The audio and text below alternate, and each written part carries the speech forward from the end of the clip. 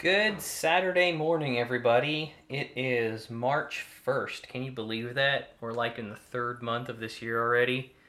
Time just goes by way too fast. So, anyway, I wanted to give you guys an update on my Duster funny car.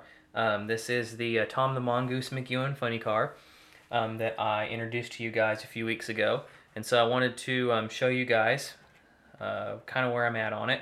Not a whole lot of progress, but I'm working pretty slow on this one because I'm doing a lot of cleanup and detail work on it. So we'll start with the obvious, the body here. It has been painted in the three colors, red, white, and blue. Uh, and I'm ready for decals at this point. I'm just still waiting a little bit longer for this enamel paint to cure, completely gas out. It's been sitting now for almost a week, so I would say it's probably pretty good, and I could go ahead and decal it. But I've just been, waiting. Want to make sure. So the masking job came out really good, I think. And there's a couple little parts in it that aren't perfect, but it came out really good. And I think it's going to look really nice once I get the decals on there. And then I'll be clearing it and polishing it out and everything. So there's the body. The frame here, I've done a little bit of work on. The roll cage, or the top part of the roll cage here, has been glued on. And then I did some cleanup work on it. One of the big things I did is a lot of these Revell funny cars, they sit a little high on the rear. The way they have the rear axle located, it makes the body actually sit kind of high on there, and it's just not accurate. It looks kind of goofy in my opinion. So I did a little research, and I came across a tutorial on how to lower these so that they look more accurate.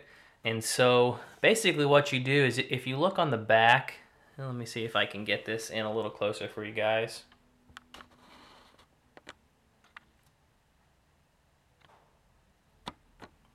There we go. If you look on the back here, and you can see the rear, this part right here, this is the part that holds on the rear axle. It sat a little bit lower here, and what I did basically is I just cut it right here and right here, and then raised it up. It's probably raised maybe two or three scale inches, and it just lifts the rear axle up, makes it sit a little higher, which in turn lowers the car. And so you can see here, here's the rear axle. So if I plug it in here, let's see if it'll stay. Well,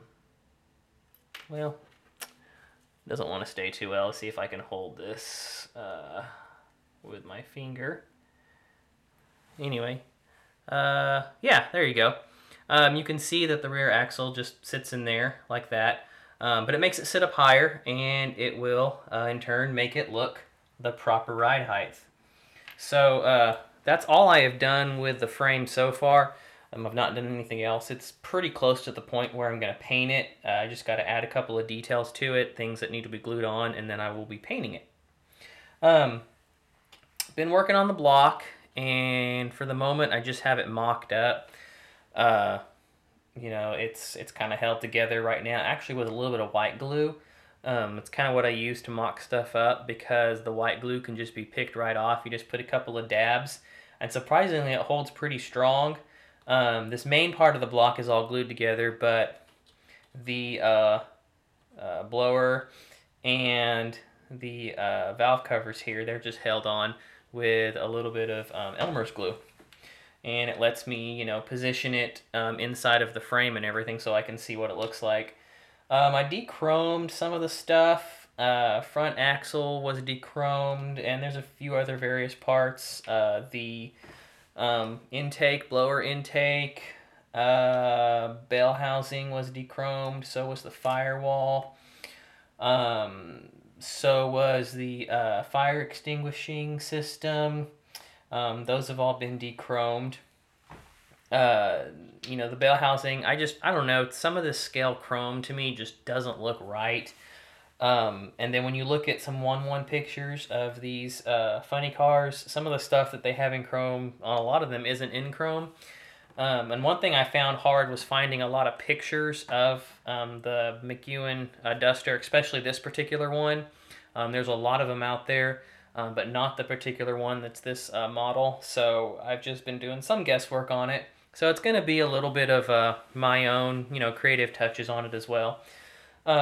But that's kind of what I've been doing there. Um, I've been doing some cleanup. Of course, a lot of these, blowers, they come in 2 pieces.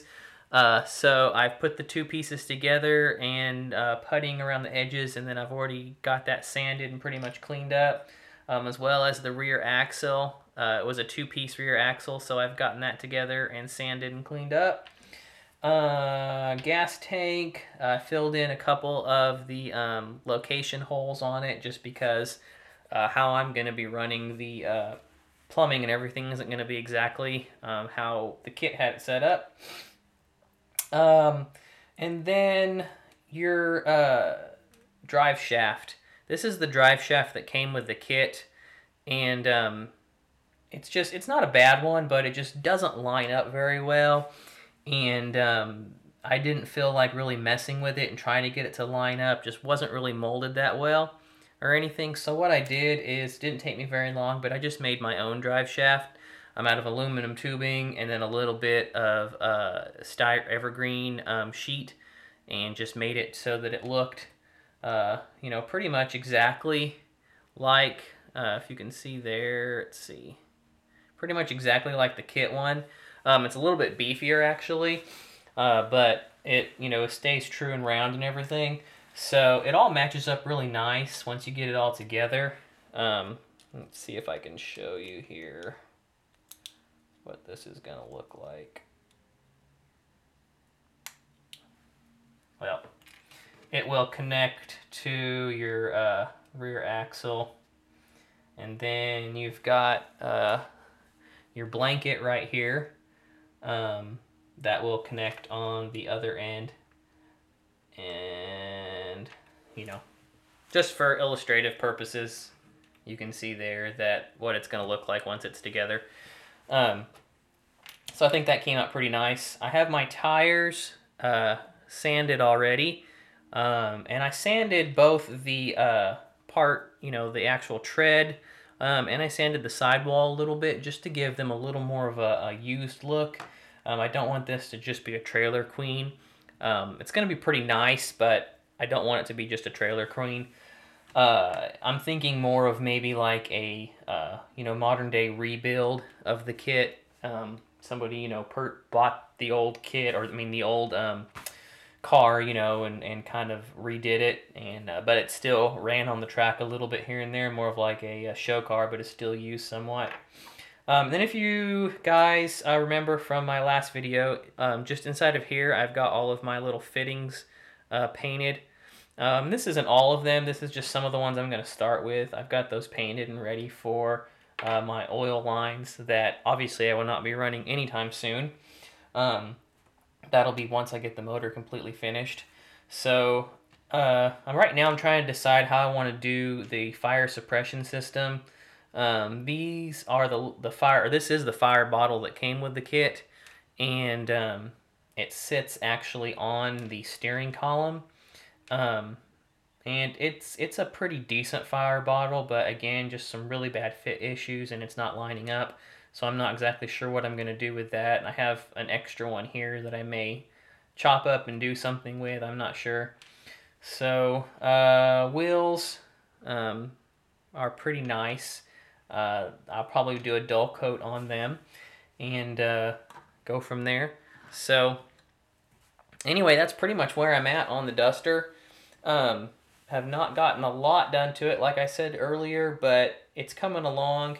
Next thing I think I'm going to do is probably start laying some paint on some of these smaller pieces and start decaling the body up. So hopefully I'll have another progress video on this for you soon. And until the next time, keep building those awesome models, and I'll talk to y'all later.